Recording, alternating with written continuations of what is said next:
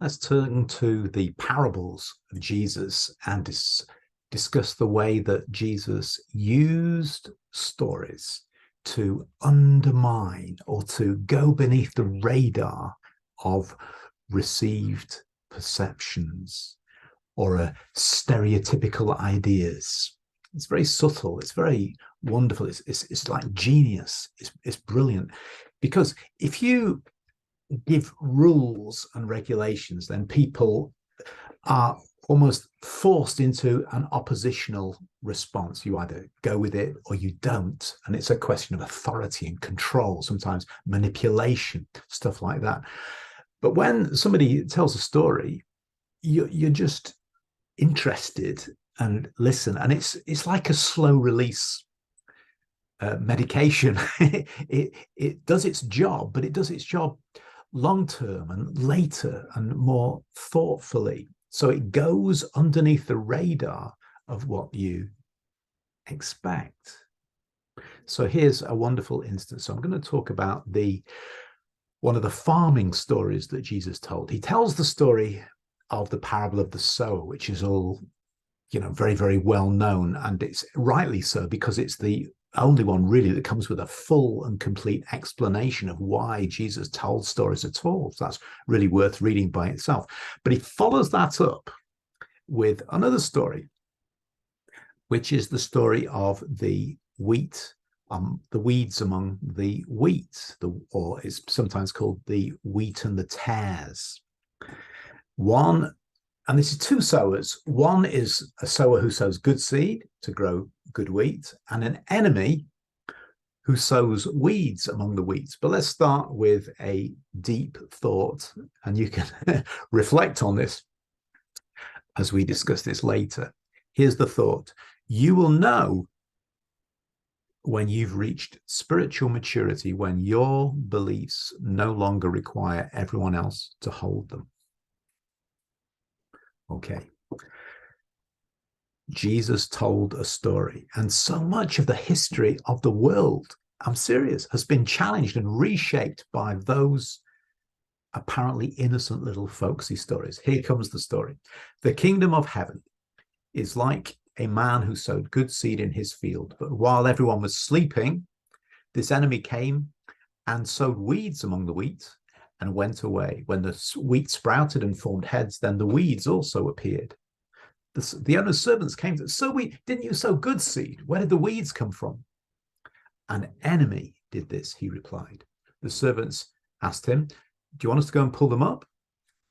No, he said, because while you're pulling up the weeds, you may uproot the wheat with them. Let both grow together until the harvest. At that time, I will tell the harvesters to collect the weeds first, tie them in bundles to be burned, then gather the wheat and bring it into my barn.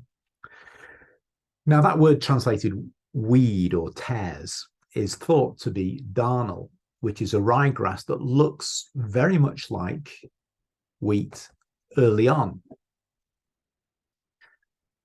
Actually, there was a law that prohibited the sowing of darnel among the wheat of an enemy, which indicates that this is an authentic story. It's not just a bizarre, strange thing. It actually happened this way. And unusually, Jesus gives an interpretation relating to the way that good people and bad people live together, the children of the kingdom, the children of the evil one. And the point he makes is specifically how they live together. And Augustine picks this up really, really carefully. And let me just quote from him. Oh, you Christians whose lives are good, you sigh and groan as being few among many, few among very many. The winter will pass away, the summer will come, and the harvest will soon be here. The angels will come who can make the separation, who cannot make mistakes. I'll tell you a truth, my beloved, even in these high seats, high office, people, important people, there is both wheat and tares. Among the laity, there is wheat and tares.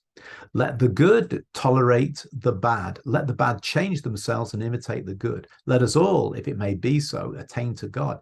Let us all, through his mercy, escape the evil of this world. Let us seek after good days, for we are now in evil days. But in the evil days, let us not blaspheme so that we may be able to arrive at the good days. Okay, he's preaching. Interesting. Call for a coexistence, which is really, really interesting. Okay, and he's talking about congregations, like saying the bishops and also us poor laity, us down below the salt down here. And so this story has often been cited in support of various degrees of religious toleration. Let both grow until the harvest. It's like a call for toleration. And Chrysostom declared, it is not right to put a heretic to death, since an implacable war would be brought into the world. So he's writing, what is that, 3rd century, 4th century? He's saying, once you go down that trajectory of exterminating the weeds, where do you stop? It creates what he calls an implacable war. And Luther said, only God can separate false from true believers. And he said, killing heretics or unbelievers ends any opportunity they might have for salvation. So, very two-dimensional perspective.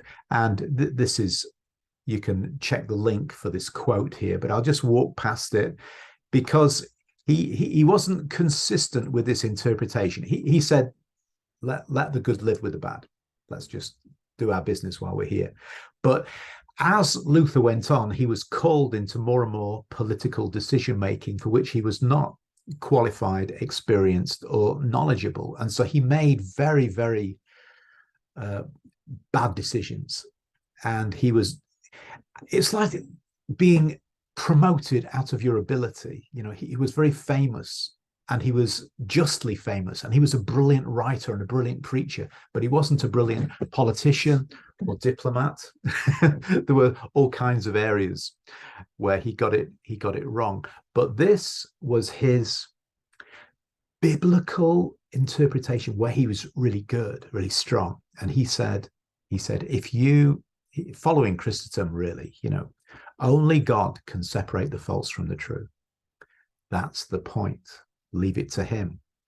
Okay, and Roger Williams, who was a Baptist theologian and one of the founders of Rhode Island, in the early Puritan phase of American settlement, but he used this parable to support government toleration of all the weeds, the heretics, because civil persecution often inadvertently hurts the wheat, the believers, as well.